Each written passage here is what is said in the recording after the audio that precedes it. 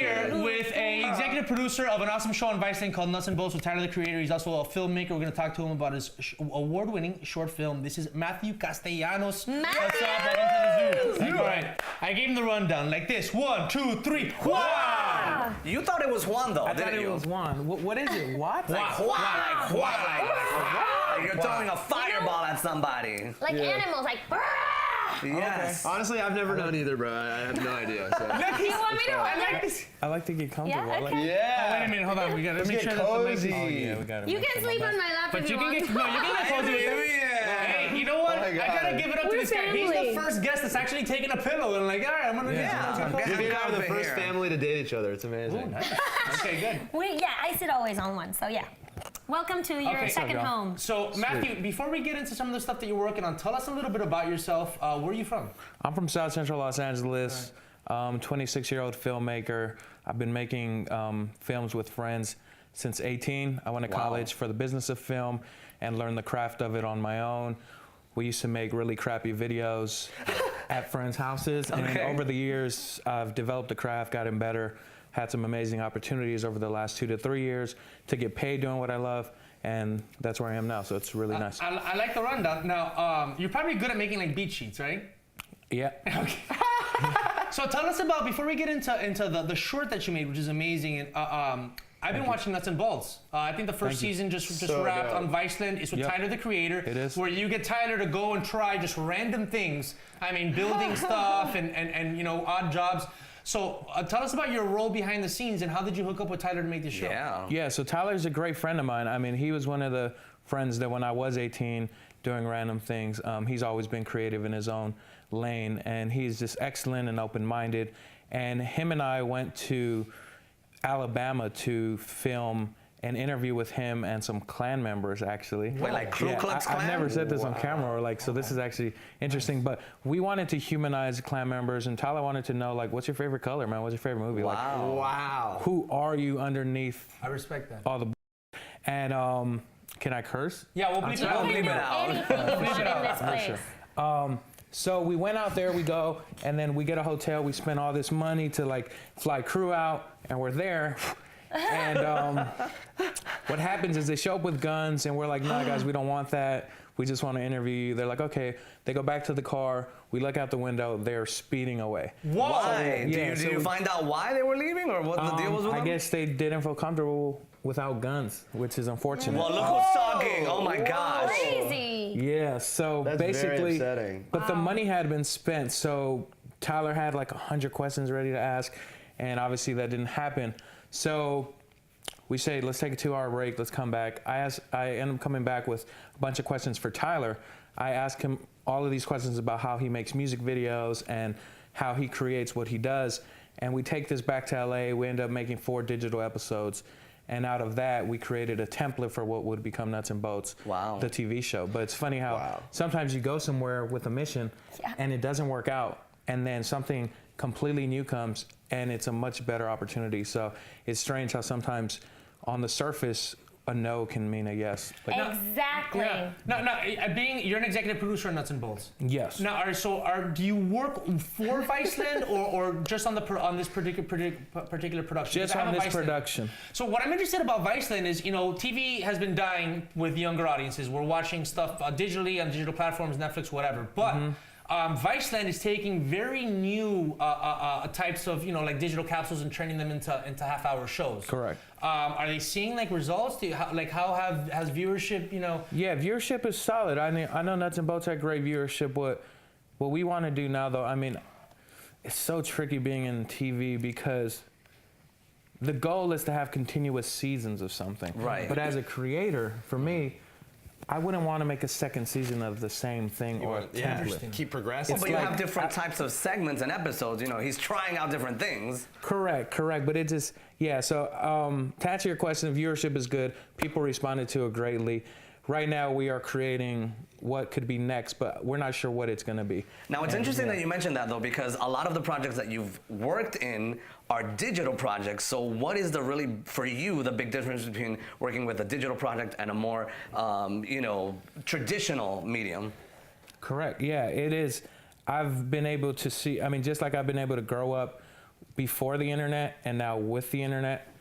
I've also been able to work with going from digital to TV and also going from TV to digital. It's such a changing landscape, but it's fun that I'm on part of both ends. And there's budgets that aren't nice at all, and then there's like, oh, this is a TV budget. It's much different. Wait, where's the budget bigger, I guess, for you? Or TV. do you ever feel TV? It's absolutely bigger on TV. Yeah. Really? Yeah. Yeah. Okay. I mean, it'll change eventually, but right now it's still in TV. So how was the AT&T mentorship that you were on like a stepping stone for everything that you're creating now? Yeah, the AT&T Mentorship was a program that allowed upcoming blossoming filmmakers to shoot their first, or not their first, for me it was my first, but a narrative film or a narrative short film.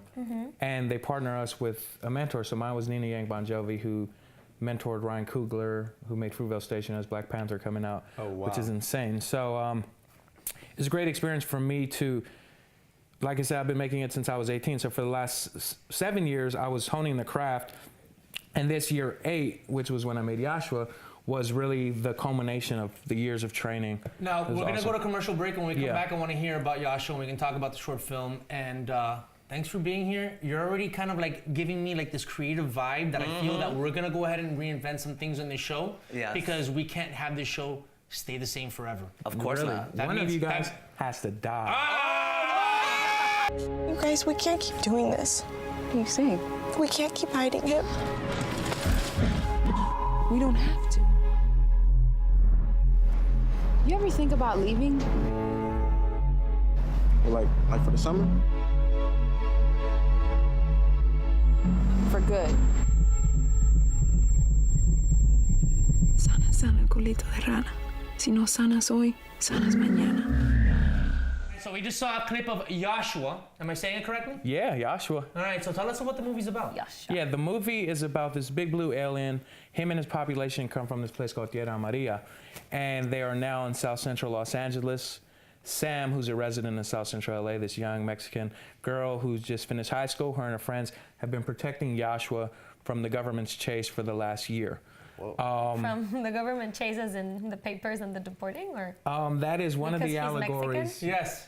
He is, I mean, people have Major taken metaphor you caught there. People have taken it that way, I think. I'm Mexican, so like I'm Right, very yeah, I'm close to all Mexican, this yes. We're all stuff. we protect you from getting deported, the three of us. Okay, every Because day. I'm very Mexican, like born and raised, no? That's beautiful. I'm She wants you to Mexican. know how Mexican she is. She's Like, just. I'm making fun of that's myself, but you know. She didn't know. Not like Urbana Street, Anyway. but she's like born in Mexico. Okay. So yeah, so I Anyway, think much Yoshua. of the allegory is when Trump was first elected president, I remember telling one of my mentors, like, the art that I will make moving forward is going to reflect the times. Okay. So when you watch the movie, there are people who didn't take any of that, and that's okay. And then there are people who left and were like, was that a representation of the attack on immigrants in the country right now? And I was like, yeah, it was. But in a lot of ways, it was about love and not being able to love those people who you do love because society won't allow it. So I think it's more universal than just immigration. Right. But absolutely, I'm a Mexican filmmaker, and that should be the takeaway. But there's a deeper level of not being able to love someone because society won't allow it. So I gotta be, we're That's veering off into something beautiful. political, so Super deep. I gotta ask, because you seem very informed and very smart. I want to take your take. How do you feel about the Dreamers being a political football to all sides? It seems, I just don't see that any side really has taken their destiny to heart, and that they kind of have them as a piece on a chessboard. Yeah, like I mean, it just seems like they're this almost like this faceless group of people that the both sides are just like using as a football or some sort of like strategical piece. I don't see the sentimentality for them from anybody except for our own community, except for the Latino community. Yeah, it's tough, man. It's like Dave Chappelle says, everything is funny until it happens to you, sort of thing. So it's gonna be tough having to rely, and this is why I think we shouldn't rely on other people to represent us or defend us. I mean, yes, naturally as humans, we should all love each other and defend each other, but I think waiting on someone to save us is not the way. Wait, are you an actual dreamer? You are 'Cause so wise, by the way. He's promo for the AT&T mentorship program. You said you were a dreamer, but I don't know if that was in the literal sense. I'm not a dreamer in that sense. I'm a dreamer because I have a lot of dreams, and Okay. a lot of them are coming true. And I have people who I mentor, kids who I mentor, Nice. teens. I love that. And Can you mentor me? and the people that I mentor, I tell them that dreams are all just like literally everything is step by step, and there are things we want that we can't get immediately. Right. And we have to understand that everything is progress as long as you're putting the time in, the work in. Amazing. And one thing that I mentioned, as I love being Hispanic, is we have this.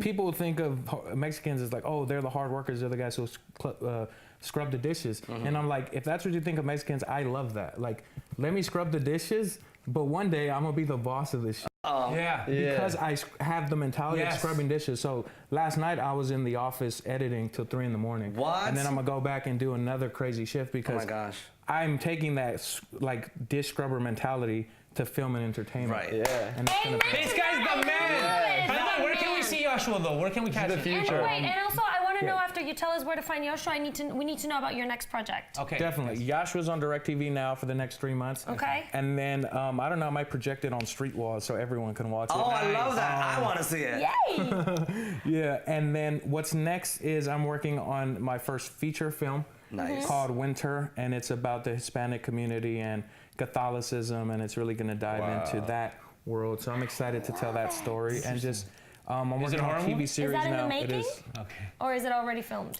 It's being written now. So It's been written. Wait, Okay. if you're editing till 3 a.m., where in the world do you have time to get your nails done? I see like some orange gonna say, here and the on both orange- sides. the What orange is Is that that? Tyler? Is that Tyler's influence? 100%. But that's not the fact that the pain and nails. Tyler influences me that I can be whoever the hell I want to be, Uh-oh. and this is who I want to be. So yeah. Nice. I love Yeah. it. This is like embracing not only diversity but your own individualism.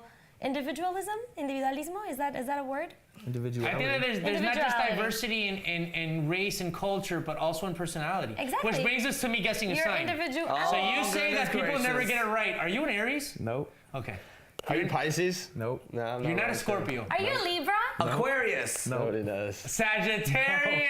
Capricorn. Oh, 7, no, y'all. nobody ever wants to say Taurus. Cancer. Air, Taurus. Cancer, and 0 for nobody. 9. 0 for 9. Taurus? Huh? Capricorn. He's 0 for 10. Damn. Yeah, y'all have guessed everything but what I'm. Virgo. Scorpio. You're a perfectionist. Scorpio. No. Scorpio? No. We listed all of them. Everything Leo? except for Gemini. Gemini. Wow. Honestly, it makes sense now, though. This explains the nails. This explains Yeah, you the know nails. what? We yes. suck at astrology. We like right now. I lay my case or bye bye. We're No, never can I say guessing something? anything It's again. actually impressive when you, on purpose, leave it to the end because you can be like, check it out. I'm gonna run through every sign that you're not, and then the last one, I'm gonna get it. Oh, that's your it. strategy. That's actually Sí, what we did. por favor. That's actually what we did. Sí, okay. yeah. Bueno, Quick question. ¿cuál dedo me Take the chupa? You biggest. do that all the time. Quick question about Joshua or Yoshua. Sorry, is it like Yoshua, like Joshua Tree, or is it like the way that your parents are supposed to pronounce it because they're Latino, so it's really Joshua, but you're saying it Yoshua. You know what I'm saying? No way. It's with Y. Oh, that's true. It's written with a Y. I don't know. So we put it into interpretation. I'm like, Why, yeah. okay. Is he unlike anyone that you've ever met in your life? I don't know. I like your guys' energy. Yeah. I like being here. I could stay here. all Good. day. Yeah, well, no, dude, stay. Please, like. All right, so listen, I want to thank Sure. you, man. Check out Nutz and Boltz. It's on Vice then. Yes. It's running now. Running now. And Joshua's Joshua's going to be on running DirecTV now. No, it's DirecTV now. And wait for that film. That's awesome. coming. That sounds like it looks very juicy. Yeah, we're going to be following Winter. People can Exciting. follow you on social media. Yeah, if they want, but honestly, just follow my films. There you Oh, go. good. More important. Yeah. He wants that money. Thank you for being here, Yeah. Matthew.